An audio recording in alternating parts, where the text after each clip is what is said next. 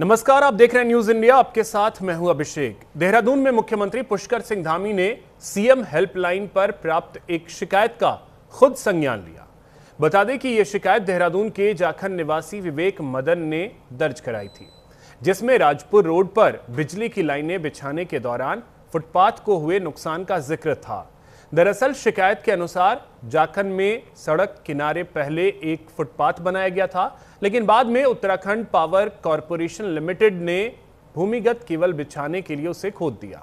हालांकि मिट्टी को ठीक से भरा नहीं गया, जिससे टाइलें धंस गई और फुटपाथ पैदल चलने वालों के लिए अनुपयोगी हो गया। देहरादून सीएम हेल्पलाइन पर प्राप्त हुई शिकायत सीएम धामी ने इसका खुद संज्ञान ले लिया।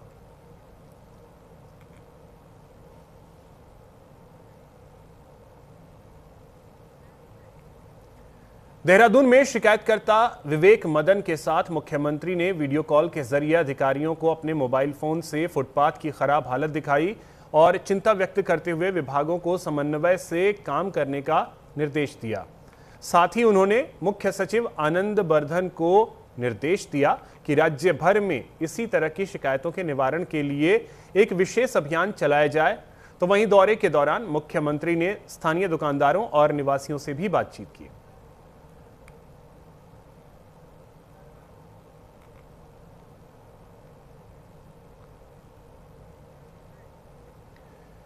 ऋषिकेश से चारधाम यात्रा का आगाज हो गया है। बता दें कि महाराष्ट्र और दक्षिण भारत के 7 पैदल यात्री चारधाम यात्रा पर निकले हैं, जिनमें 3 महिलाएं और 4 पुरुष हैं।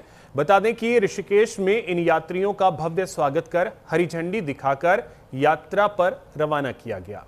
तो वहीं इन यात्रियों ने बताया कि वो स्वच्छता का संदेश लेकर निकले हैं, जिससे हिमालय और यात्रा मार्ग सुंदर व्यवस्थित रहे।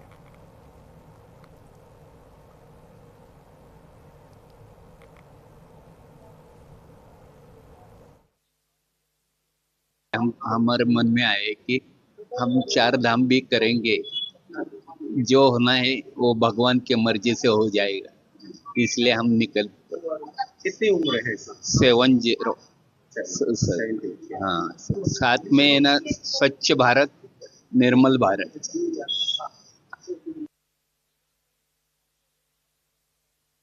मुझे बड़ी प्रसन्नता है।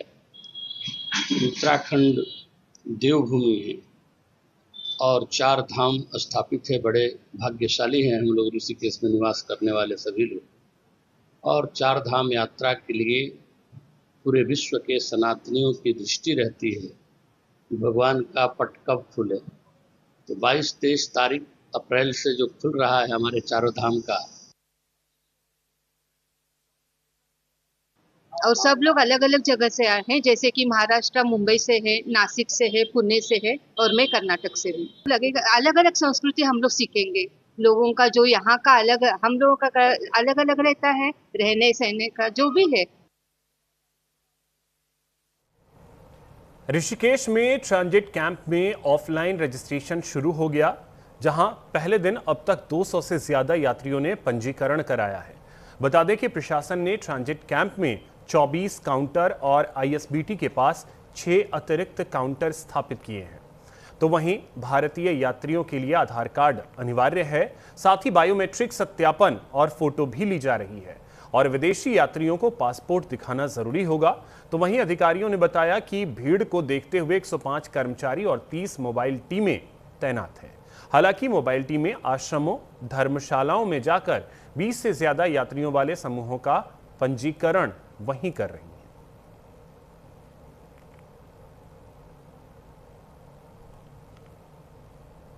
हमारे साथ चारधाम यात्रा नियंत्रण बोर्ड के प्रजापति नौटियाल जी हैं। इनसे बात करेंगे किस तरह से चारधाम यात्रा ट्रांजिट कैंप में यात्रियों के लिए व्यवस्था दी जा रही है। जी सर। चारधाम यात्रा 2026 को सुरक्षित, सुखद और सुलभ यात्रा बनाने के लिए प्रशासन के द्वारा, सरकार के द्वारा तमाम सारी सुविधाएं यहाँ पर सुचारू की गई हैं। यहाँ पर आज 24 काउंटर हमारे सुचारू हो रखे हैं और 6 काउंटर हमारे आईएसबीटी में हैं। इसके अलावा 4 काउंटर हमारे गुरुद्वारे में हैं। जब कपाट खुलेंगे तो उस समय वो भी सुचारू हो जाएंगे। सारी व्यवस्थाएं, पानी की व्यवस्था, बिजली की व्यवस्था, सुलभ खाना जो निःशुल्क खाना यहाँ पर उपलब्ध कराया जाएगा उसकी व्यवस्था हो चुकी है और हमारे सारे टेंट लग चुके हैं, जर्मन हैंगर लग चुके हैं।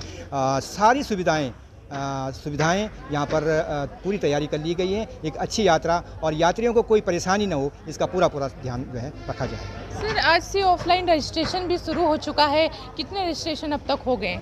अब तक सुबह ये काउंटर हमारे सुचारू हो गए थे। अब तक 150 से ज़्यादा हमारे रजिस्ट्रेशन हो चुके हैं और धीरे धीरे लोगों का आना प्रारंभ हो रहा है और ये ऐसा लग रहा है कि इस बार और ज़्यादा जो पिछले साल का रिकॉर्ड है वो भी रिकॉर्ड जो है मैं समझता हूँ कि पीछे रहेगा और एक अच्छी यात्रा, एक सफल यात्रा, एक सुरक्षित यात्रा इस बार भी होगी। जी धन्यवाद। ये थे हमारे साथ प्रजापति नौटियाल जी जो चारधाम यात्रा ट्रांजिट कैंप की देखरेख कर रहे हैं।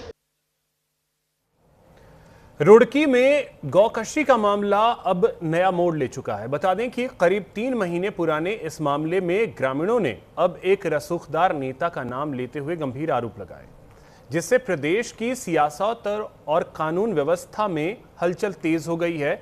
दरअसल 3 महीने पहले गांव के एक नाले में गौवंश के अवशेष मिलने से हड़कंप मच गया था, जिसके बाद पुलिस ने अज्ञात के खिलाफ मामला दर्ज कर जांच शुरू कर दी। लेकिन अब ग्रामीणों ने इस मामले में भाजपा अल्पसंख्यक मोर्चा के प्रदेश अध्यक्ष अनीस गौड़ पर आरोप लगाए हैं। फिलहाल हिंदू सेना ने इसे आस्था पर चोट बताते हुए चेतावनी दी है कि यदि जल्द कार्रवाई नहीं हुई तो आंदोलन किया जाएगा। वहीं एसपी देहात शेखर चंद सुयाल ने बताया कि मामले में नए तथ्यों के आधार पर जांच फिर से शुरू की गई है।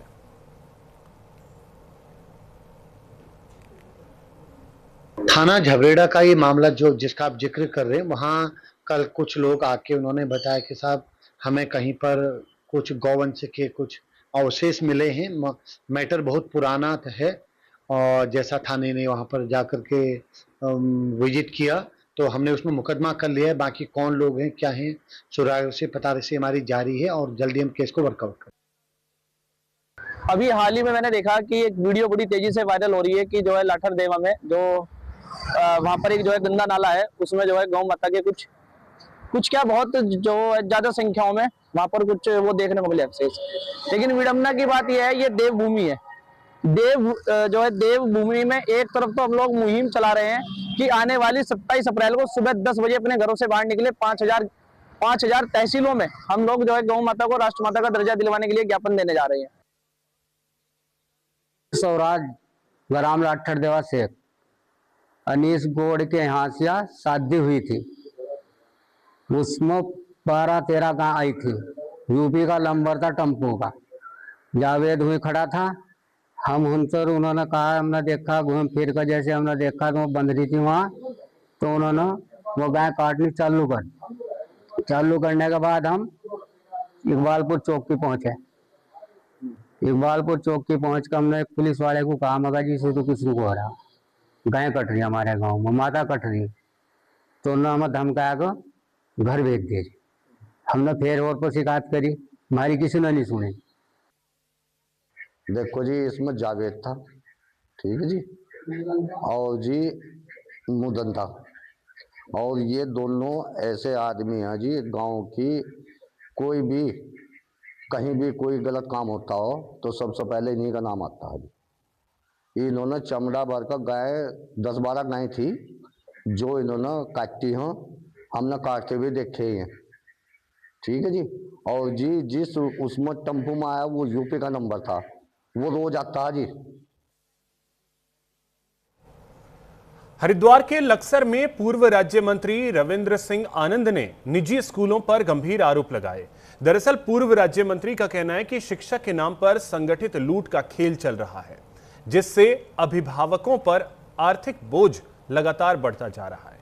तो वहीं पूर्व राज्य मंत्री रविंद्र सिंह आनंद ने प्रेस कॉन्फ्रेंस कर निजी स्कूलों की कार्यप्रणाली पर सवाल उठाए और कहा कि पूरे प्रदेश में निजी स्कूलों की मनमानी चरम पर है। साथ ही उन्होंने कहा कि सरकारी स्कूलों को पर्याप्त संसाधन न मिलने से आम जनता के बच्चों के लिए सस्ती और गुणवत्तापूर्ण शिक्षा कमजोर होती जा रही है। ये सबसे पहले तो मैं ये कहना चाहूंगा कि राज्य सरकार ने जिस प्रकार से पिछले 8-10 वर्षों में लगभग 2500 स्कूलों को बंद करने का, ताला लगाने का कार्य किया है, ये बेहद चिंता का विषय है। और चूंकि शिक्षा को पूरी तरह से प्राइवेटाइजेशन कर दिया गया है और जिनके हाथ में शिक्षा दी जा रही है वो भारतीय जनता पार्टी के ही बड़े बड़े नेता हैं। अगर मैं लक्सर की बात करूं तो लक्सर में तमाम जो स्कूल हैं वो भारतीय जनता पार्टी के नेताओं के हैं।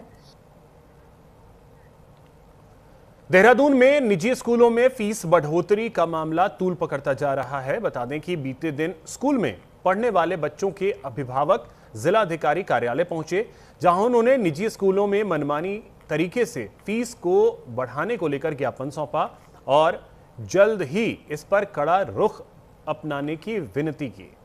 साथ ही कांग्रेस विधायक प्रीतम सिंह और कांग्रेसी कार्यकर्ता अभिभावकों के साथ जिलाधिकारी के दफ्तर पहुंचे, जहां उन्होंने स्कूल प्रबंधन को नियम अनुसार फीस निर्धारित किए जाने के संबंध में जिलाधिकारी से आग्रह किया और कहा कि वो जल्द ही मुख्यमंत्री पुष्कर सिंह धामी से भी इस मामले को लेकर मुलाकात करेंगे।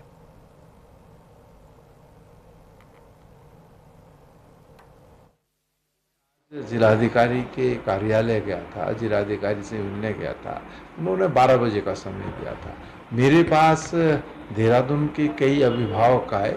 उन्होंने इस बात को कहा कि प्राइवेट स्कूल्स में जो है फीस की बेइंतहा जो है वृद्धि हो रही है, जिससे उनको बहुत कठिनाई का सामना करना पड़ रहा है। हर व्यक्ति की स्थिति ये तो नहीं है कि वो जो प्राइवेट स्कूल है वो फीस वृद्धि का भार वहन कर सके।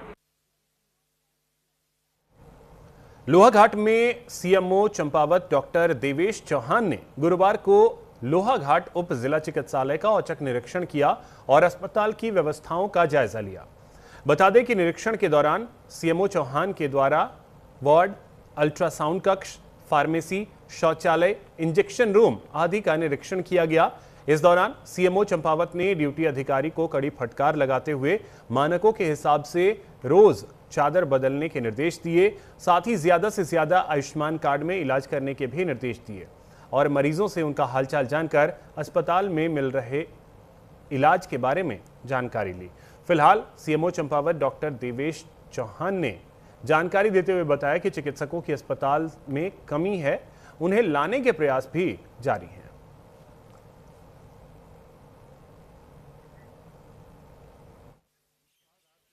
केस आया था, उसको मैं यहाँ देखने आया था क्या क्या यहाँ पर हुआ था, क्या उसका मेडिकल नोट हुआ है कि नहीं, वही चीज़ मैं देखने आना था। तो आज मेरा यहाँ पीसीपीडीएलटी का जो हमारा नॉर्मल निरीक्षण होता है उसका भी मैंने 2 अल्ट्रासाउंड सेंटरों को यहाँ निरीक्षण किया है और बाकी फिर यहाँ की पूरी विजिट की है। 2-3 चीज़ें जो इंचार्ज को नोट करा के जा रहा हूँ कि ये होनी चाहिए यहाँ पर। खबर नैनीताल से है, जहां उत्तराखंड हाईकोर्ट ने हल्द्वानी के बनभूलपुरा कांड के साजिशकर्ता मुख्य आरोपी अब्दुल मलिक की जमानत याचिका पर सुनवाई की और सुनवाई के बाद जमानत पर रिहा करने का आदेश दिया। दरअसल सुनवाई पर राज्य सरकार की तरफ से कोर्ट को अवगत कराया गया कि जांच के दौरान आरोपी के खिलाफ इन केसों के अलावा दूसरे और 7 मुकदमे दर्ज होने की पुष्टि की। हालांकि कई मामलों में ये बरी हो चुका है, तो वहीं आरोपियों का कहना है कि उन्हें झूठा फंसाया गया है। एफआईआर में उनका नाम नहीं है। पुलिस ने उन्हें जबरन इस मामले में फंसाया है, जबकि दंगे में शामिल 100 से ज्यादा लोगों को जमानत पहले ही मिल चुकी है। जी आज ये अब्दुल मलिक का केस था, जिसमें अब्दुल मलिक के खिलाफ 3 मुकदमे थे बनभूलपुरा रॉयड से संबंधित, और तीनों केस में सुनवाई हुई। तीनों में जो आरोप था उनके ऊपर कि उन्होंने एक कॉन्स्पिरेसी करी है, साजिश करी है इन दंगों को करवाने में, और इस तरह के ही एलिगेशंस थे। परंतु वो ये केस एडमिटेड था स्टेट का कि वहाँ घटना के समय में वहाँ मौजूद नहीं थे, तो इसलिए आज उसमें सुनवाई करते हुए तीनों ही एफआईआर में उनकी जमानत जो है स्वीकार कर ली गई। हरिद्वार में ऑपरेशन प्रहार के तहत पुलिस की बड़ी कार्रवाई देखने को मिली। बता दें कि पुलिस ने 6 महीने से फरार 5000 के इनामी बदमाश को गिरफ्तार किया। दरअसल आरोपी गौकशी के मामले में वांछित चल रहा था। फिलहाल पुलिस की टीम ने कुशल रणनीति के तहत आरोपी को दबोच लिया है।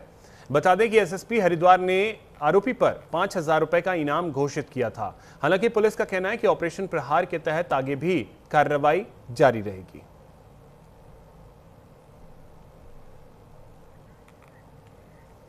अल्मोड़ा में जर्जर सड़कों से परेशान आमजन को अब जल्द राहत मिलने की उम्मीद है। बता दें कि सड़कों के सुधार को लेकर हॉट मिक्स का कार्य आगामी 1 हफ्ते के अंदर शुरू किया जाएगा। तो वहीं इस संबंध में भारतीय जनता पार्टी के एक प्रतिनिधिमंडल ने लोक निर्माण विभाग के अधिशासी अभियंता से मुलाकात की और प्रतिनिधिमंडल को अधिशासी अभियंता ने आश्वासन दिया, टेंडर प्रक्रिया पूरी कर ली। फिलहाल विधायक के सख्त रुख और प्रतिनिधियों के दबाव के बाद अब विभाग हरकत में आता दिखाई दे रहा है।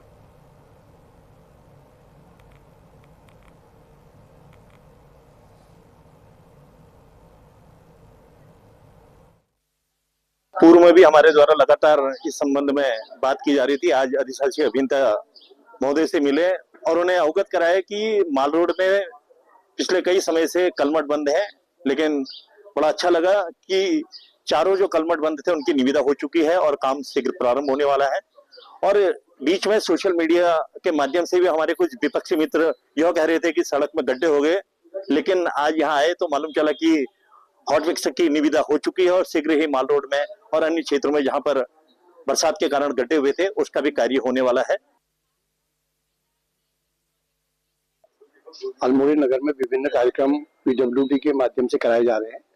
जो हमारे पीडब्ल्यूडी विभाग है ये इसको प्रचारित नहीं करता है, जबकि इसके जो टेंडर है, जैसे 4 कलमट बनने हैं अल्मोड़ा बिजली डिपो के सामने या जाखंडी रोड पे या करबला से लेके लक्ष्मीश्वर तिराही तक पूरा हॉट मिक्स होना है। इसके टेंडर बहुत पहले हो चुके हैं। लोगों के द्वारा फेसबुक में डाला जाता है कि जगह जगह गड्ढे हैं, जगह जगह प्रॉब्लम आ गई है। जब आपने टेंडर कर दिया, सब कुछ हो गया, तो उसको प्रचारित करना चाहिए। सरकार को खाली बदनाम किया जा रहा है। सड़कों, आंतरिक मार्गों के सड़कों के बारे में अलग अलग तथ्य के द्वारा विभाग पे और शासन प्रशासन पे बात की जा रही है। तो मैं यह स्थिति क्लियर करना चाहूँगा कि हमारा यहाँ पर जो बरेली अल्मोड़ा बागेश्वर जो स्टेट हाईवे है, इसमें हमारा रिन्यूअल का वर्क सेंक्शन है, जिसमें हमने निविदा भी आमंत्रित कर दी है। निविदा आमंत्रित करने के बाद इसमें निविदा को निस्तारित हमारे 1 हफ्ते में कर दिया जाएगा। उसके बाद हमारा ठेकेदार जो हो जाएगा इसमें मोबिलाइज हो जाएगा। दारुनाला वाली रोड पर भी हमने पैच वर्क के लिए टेंडर लगा दिया है। नैनीताल में देशभक्ति के साथ ही सौंदर्य का अनूठा संगम देखने को मिला।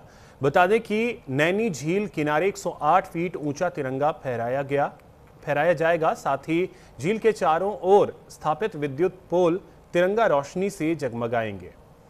दरअसल अधिशासी अधिकारी रोहिताश शर्मा ने जानकारी देते हुए बताया कि शहर की सुंदरता बढ़ाने और पर्यटकों को आकर्षित करने के लिए पालिका स्तर पर यह पहल की जा रही है, जिसमें झील किनारे 108 फीट का तिरंगा ध्वज स्थापित करने का प्रस्ताव बनाया जा रहा है।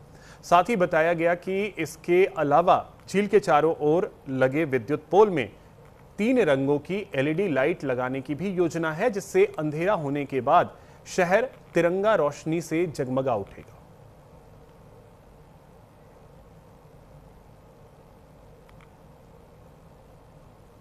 हमने नैनीताल शहर के सौंदर्यीकरण के अंतर्गत जो है माल रोड पर और ठंडी सड़क पर और तलीताल और मल्लीताल के बाजार में 3 कलर्स की लाइटें, तिरंगा लाइट जिसे कहते हैं, वो लाइटों का लगाने का निर्णय लिया गया था, जिसमें से कार्य शुरू हो गया। लगभग 200 लाइटें हमारी लग चुकी हैं। हमने 300 का टारगेट रखा था, मे भी पॉसिबल कि 350-400 के आसपास ही लाइटें लगी। पिथौरागढ़ के मुनस्यारी में आंगनबाड़ी कार्यकर्ता और सहायिकाओं ने अपनी 4 सूत्री मांगों को लेकर जोरदार प्रदर्शन किया। बता दें कि आंगनबाड़ी कार्यकर्ताओं ने मुख्य बाजार में जुलूस निकालकर अपनी मांगों के समर्थन में आवाज बुलंद की और उप जिलाधिकारी कार्यालय पहुंचकर ज्ञापन सौंपा और कहा कि अधिकांश गांवों में नेटवर्क और टावर की सुविधा नहीं है, जिससे ऑनलाइन कार्य करना बेहद कठिन हो जाता है। साथ ही चेतावनी देते हुए कहा कि यदि उनकी मांगों पर जल्द विचार नहीं किया गया तो आंदोलन को और उग्र किया जाएगा। वहीं देहरादून में उत्तराखंड विधानसभा अध्यक्ष ऋतु खंडूरी भूषण ने केंद्र सरकार द्वारा लाए गए नारी शक्ति वंदन अधिनियम की सराहना की है। महिला सशक्तिकरण की दिशा में एक ऐतिहासिक पहल बताया और उन्होंने अधिनियम की प्रक्रिया का जिक्र करते हुए कहा कि इसे पहले संसद के दोनों सदनों से पारित कर राष्ट्रपति की मंजूरी मिल चुकी है, जिससे अब दोबारा लाया गया है।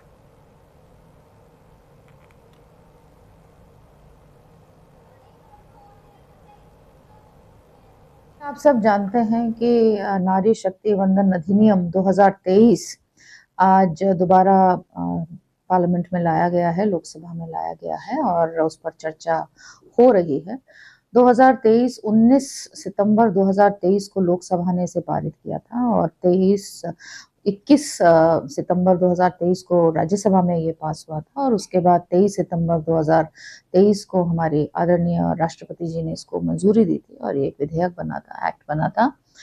और आज आप जानते हैं कि इस एक्ट को जो 33% हम बहनों को आरक्षण देता है, उसे जमीन पर लाने का जो कार्य हो रहा है आज, वो हम पूरे भारतवर्ष में खुशी का एक माहौल उसके प्रति देख रहे हैं।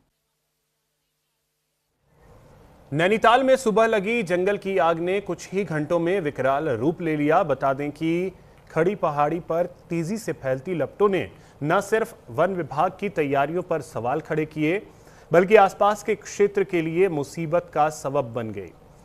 साथ ही आग से उठ रहे धुएं के कारण वाहन चालकों को भी दिक्कतों का सामना करना पड़ा।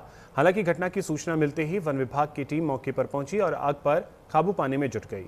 तो वहीं एसडीओ ममता चंद ने कहा कि आग लगाने वालों की पहचान कर उनके खिलाफ सख्त कार्रवाई की जाएगी।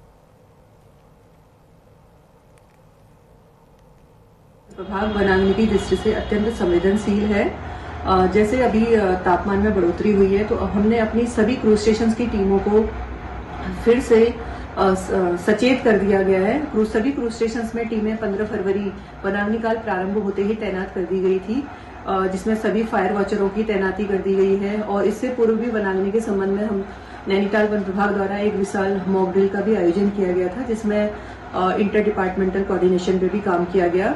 अभी तापमान बढ़ने के साथ साथ ही अभी हम जो वन क्षेत्राधिकारी हैं, संबंधित रेंज के क्रूज स्टेशन प्रभारी हैं, सभी को अलर्ट मोड में रहने के लिए निर्देशित किया गया है। देहरादून में ऑपरेशन प्रहार के तहत दून पुलिस की बड़ी कार्रवाई देखने को मिली। बता दें कि मुठभेड़ के दौरान एक शातिर बदमाश घायल हो गया, जिसके पास से 315 बोर का देसी तमंचा और कारतूस बरामद किया गया। तो घटना की सूचना पर एसएसपी देहरादून ने अस्पताल पहुंचकर अधिकारियों से जानकारी ली और पुलिस ने आरोपी के खिलाफ संबंधित धाराओं में मुकदमा दर्ज कर आगे की कार्रवाई शुरू कर दी है।